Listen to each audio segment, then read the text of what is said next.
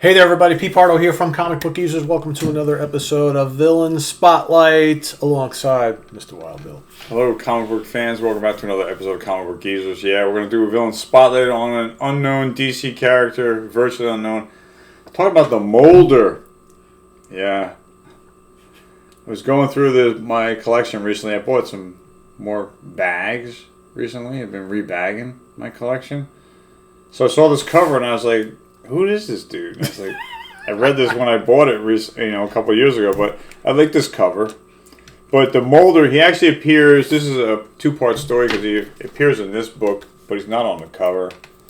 But he basically has this like power to melt stuff, like elasticity, melt molten elastic. So stuff gets like really melted down. So change the composition of the fibers of whatever it is and make it like kind of like stretchy elastic, stretchy, melty type of stuff. Like dough. Yeah. So he winds up doing that to the Flash at the end of this particular issue. And of course his wife sees it on TV. He does it in front of like national television news crew. But he melts the Flash, right? So I forget which is which. That's this one. Alright. So the Flash melted down by the Molder. This is written by Irv Novak. Carrie Bates is the writer. Irv Novak is the artist, and Frank McLaughlin in this particular issue. But he turns the Flash into a puddle of mush right in front of a TV news crew, and he does the same to his partner. There's his partner, like, yeah, with my brains and your finesse, I don't need you. And he melts him. He's like, you'll get yours, Molder. I don't need you. I took the Flash out by myself. I don't need a partner. So he screws over his partner, right?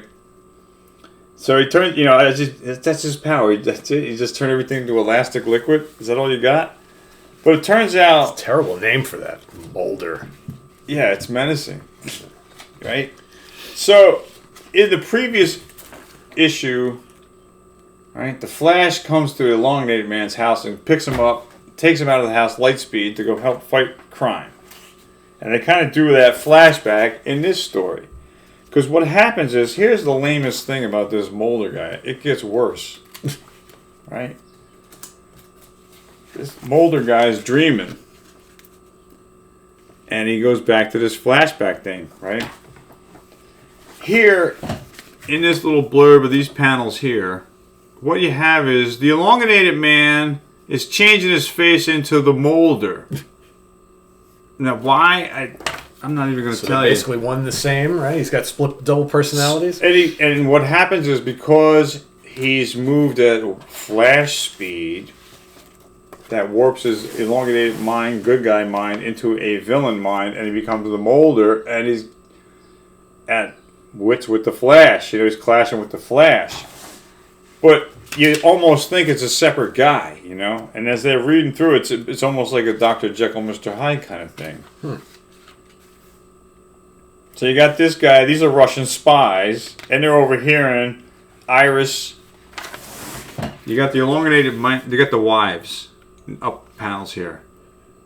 Flash's wife and Elongated Man's wife, and the wife is. Elongated Man's wife is like, I can't believe that my husband would actually like turn the Flash into a liquid mess. Yeah. She can't believe he went evil. And meanwhile, this Russian agent's sitting nearby listening to them, getting the scoop because they want to, obviously turn these guys against America.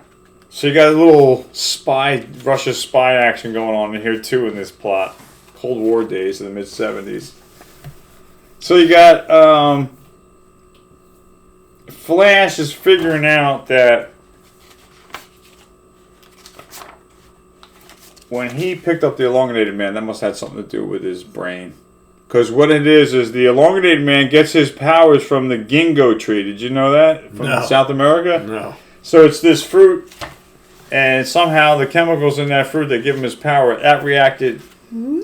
Yeah, when the Flash went at Flash speed, that ginkgo tree chemicals went haywire, and that's how he lost his mind. So the Flash goes down to South America and picks another ginkgo fruit to make a new to say vaccine, but a new dose for him. That's the way I've got it. Doped out Iris until the speed charge Gingold and Ralph's system is completely eliminated. He'll remain the Molder. So he's got to put that back in his system so he goes to get her back to being an elongated man because he needs that for his powers. So, talk about a far-fetched villain, His brain took on the Molder's evil criminal mind. So Flash is trying to concoct a new serum to reverse the effects. And, of course, the Flash shows up and he knocks out the Russian guys, of course, at light speed. So you just see guys flying, but of course you don't know why, but it's the Flash, which we'll see in the next panel, even though this is not an inside the cover. But we'll give you some. Flash taking out the Russian spies. And if anything, all I can say is, what a lame villain origin. And an explanation, right? The Molder. It's a one-hit wonder. Otherwise known as Evil Elongated Man. And the Elongated Man was in the Justice League, and now he's an evil culprit, I didn't see it coming that the Elongated Man hero would be a villain on the flip side, Never saw it coming. But the Molder, one you'll never forget after watching Comic Book Geezers. I promise you. He's got him back. All right, there you go. Look at how he moves his face back. Look how he just sheds. Yeah. Look how the Elongated Man just sheds the Molder. He just molts, sheds it right off him. So, comics, you gotta love them. Yeah. Flash. He got the strangest rogue gallery of villains. For sure, yeah. The Flash. Because all these villains have nothing to do with speed. No. I would think Speedy Gonzalez would be more of a villain. Yeah, except for the Flash. Except for Reverse Flash, right? All the others are just bizarre. So, yeah. I thought you guys should know about the Molder. Fucking A. The evil alter ego of Elongated Man. Yeah. I never knew that at all. I didn't know that until I opened this book. I was like, what the hell am I getting into? This could be a failure for me. I got to watch what I'm doing here, Total failure. But anyway, there you have another villain spotlight. So go ahead and click the like button. I'd like that. Yeah, I would. And the notification bell and the subscribe button. Thanks for being here. Hold on. What? You got. I know. Don't go away, folks. Yeah, don't go away. Before you go, I got another drawing for you. Oh. There you go. Happy Halloween. It's a haunted castle? Supposedly, yeah. It's just a castle, but it's a Halloween theme image. Yeah, I did a castle. I haven't done a castle yet. You've never done a castle. Here You've done things in a castle, but not a castle itself. No, I haven't done an outside castle. Yeah, that's my first, scenery. Of course. Sun or the moon? Moon. Okay. I didn't get clouds or bats. Didn't have time. I whipped this up last night in about a half hour. So maybe on your next one, it'll be what's going on inside this castle, because that's really what inside or who? Yeah, whatever. Who lives in here? Who owns this creepy castle? Tales of Shara.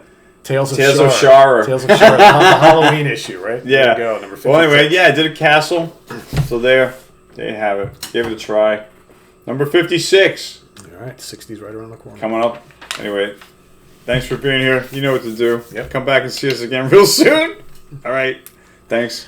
Bye. For Wild Bill and Pete, have a good one, everybody. See you soon. Okay, bye.